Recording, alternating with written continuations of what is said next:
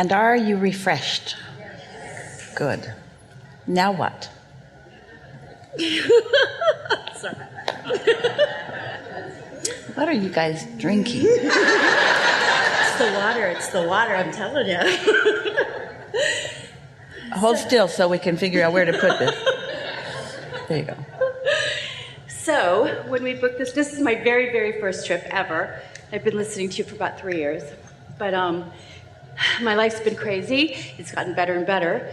And when the trip was originally scheduled in July, I'm like, this is so great, we're going to go. My cousin booked everything up for us. And I thought, the only thing that could make this better is if it could be a little later, after my divorce is over and before my birthday. So the next thing... She's a powerful girl. So my divorce was over on the 11th. We left on the 12th. And my birthday is tomorrow. I'm 60. So 60 is my new beginning, you know. But so it's just awesome. Little things that kept happening, I'm like, my cousin's crazy over it. I'm like, it's going to be fine. I'm divorced. This is falling into place. Everything's happening. So, you know, we just calm down. We're going to hold a seminar right now on conditional love. This condition happened and I feel good, and this condition happened and I feel good. And they keep happening, and I keep feeling better and better and better. And I have an amazing group of people at my table. I mean, it's just awesome. Anyway, my question. Sorry, your time is up. Okay. Well, you've talked about when we take a nap or we go to sleep, how we're in the non-resistance state. I don't know if I want specifics or if I go a little general, maybe. A lot of times when I'm asleep, I get these, not nightmare dreams, but things I definitely would never want to happen. It's because you were trending that way before you went to sleep. No. You didn't add to it while you were sleeping, but you were trending there before you slept. So I'm feeling really good a lot of times when I go to sleep, but these are things like with my ex-husband, and it's like, I don't want him back. I wake up, I go, no, I do not want him back. And he's being nice to me, and things that never happened before. And I'm like, no, I don't want him back. And then I go back to sleep. Well, while you are asleep, you are not resisting the niceness that he might have given you before. He had 35 years to give me niceness. We're just saying. Okay. But it has to be where he's in that opportunity to want to do it. This is a good conversation to have.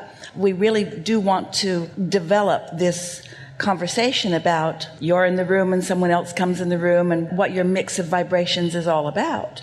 And so, of course, it's about what somebody else is vibing, and it's about what you're vibing. But you can be a dominant vibration, and you can actually solicit around what somebody else is vibrating if you are tuned into your inner being, where you have that leverage. Most people don't do it, and most people don't do it. But when you have a relationship with someone, relationships are really eternal. So when you have a relationship with someone and you are in your not resistant state, as in your sleep state, then things that you've put into your vortex, you are now attracting differently because you are in a non-resistant state. Okay. And it's possible that that person at the same time is also asleep. And so they are trending more positively, and that's why it would manifest in a dream like that. Okay. All right. Well, because I was thinking, so I talked to my cousin, it's like, I really don't want to go back into what we had. That was very dangerous, and I don't want to go back there. And my cousin made the comment, he goes, maybe it's in your non-resistant state, what's happening is your inner being is cleaning out the corners, showing you this is what could be, baby, but it's well, your not. Inner being isn't cleaning out your corners. Your inner being is just being what your inner being bees. And you are the one in control of your relationship with your inner being. Your inner being isn't trying to get you back together. Okay, that's what I was like, is that what I'm supposed to be doing? Because there isn't anything. It didn't feel right. It didn't feel right at all. There isn't anything that you're supposed to be doing, but there is something that we would like to chew on just a little bit with you. We were visiting with a woman one day who was talking similarly about her ex-husband. And we were talking about making lists of positive aspects. And she said, Abraham, I don't want to get back together with him. I don't even want to have lunch with him. And we said, we're not talking about trying to make something happen. We're talking about you finding reasons to feel good. And this is someone who's on your mind a lot. So if someone's on your mind a lot and you've been trending on the lower half of the scale, because that's what everybody does on their way to a divorce, you're trying to justify why you're leaving, this reason and this reason and this reason. But holding yourself in that vibrational pattern is not good for you. It's not a good thing for you. Not good in terms of the physiology of your body, and not good for you in terms of what you're letting in next. You just cannot be in the receiving mode while you're pushing hard against something. That makes sense. And so you don't have to justify to anyone. We can feel that you felt like you had to get very strong. You're sort of defensive and justifying that you left and that it was a good thing, and that you're trying just a little too hard to convince everybody, mostly yourself, that that was the right thing for you to do. Well, you don't have to do that. And that trying to further convince is holding you in a place of not letting in what's next for you. And there are a whole lot of wonderful things that are next for you. So basically, I deserve to be happy. This is what was happening that wasn't making me happy. And I have value now. I understand you that. Deserve to be, I was seeing those things, but focusing on the reasons I deserved, instead of just accepting the fact, I deserve to be happy, end of story. I have value, end of story. Not, I wasn't getting it, so now I deserve to have it. Well, it would be nice if it was the end of the story, but it doesn't seem like it's even close to the end of the story. But just relax and hear us a little bit. You will like this. You could have felt deserving and happy without leaving that relationship. Now, hold on. We're not trying to change anything, because it's possible to not be responding and calibrating to what's happening around you. It's possible to be so in sync with your inner being that you just find value everywhere you look and don't notice it when it's not there. But there's a question that comes up really often with people, and they say, when is enough enough? When is it time to take action? When should I actually physically move myself into a different place rather than being the one who is always asked to calibrate?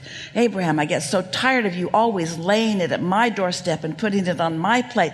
You've got to do the work. You've got to do the work. You can't ask somebody else to do the work. You've got to do the work. And so this is a conversation really worth having. If you have been deliberately reaching for things that feel good, and you've been focus willing and meditating, and you get yourself in a good feeling place, and most of your world is responding to you in a way that feels good to you, that's satisfying to you, but there is this one outlier that no matter what you do is there, sort of feeling intrusive, even though there is no assertion. Right. Often there is a time to leave. People have often said, should I leave? And we have said, if we were standing in your physical shoes, we would. But we always say, if you leave because you don't like what's there, now you got to get out of town, and now you got to get off this planet, and now we don't know where to send you, because you take yourself with you. And so every minute you spend justifying that it was a good thing that you left holds you in a place that doesn't let you move to all of the things that you were putting into your vortex during all of that time of having step one experiences. Does that make sense to you? Totally makes sense, yeah. If we could say to you something that we could just drum into your being and you would get it. Of course, there's none of that. There's no assertion. There's only attraction. But what we wish for you is that you could just let it go. Just let it go. I lived it. I benefited from it. Much of it I loved. These are the parts about it that I loved. We promise you, your inner being is not going to trap you in something you don't want. People say this all the time. It's like, if I express that I'm satisfied with what is, then won't my inner being say, oh, she's satisfied. Never mind the stuff that she's talking about. She's satisfied. And it doesn't work like that. You're always in the place of expansion and of attracting or becoming a cooperative component with other things wanted. You don't have to explain anything to anybody, and even if you did, they wouldn't get it anyway. And even if you did, what they would do is resonate with you where they resonate. They would talk to you about what they've talked about. And all you end up with is a whole bunch of opinions that are mostly trending downward, that are on the lower half of the scale, that are not serving any of you. So when you say end of story, we would like to tell you the end of the story. Are you up for the end of the story? So up for it, yes. Once upon a time, I met this person who was just exactly right for me at that time, and I for him.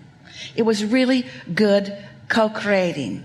We didn't stay in vibrational matching position for very long, but because we'd been calibrated to the society around us, we felt like for the sake of this and for the sake of that we should stick it out, that we should continue to calibrate, even though neither one of us felt good for very long. Both of us tried. Neither one of us were very happy, and finally it reached a point where the best idea was to continue our life experiences, but not continue them side by side. It was a good decision. It was the right decision for us to make.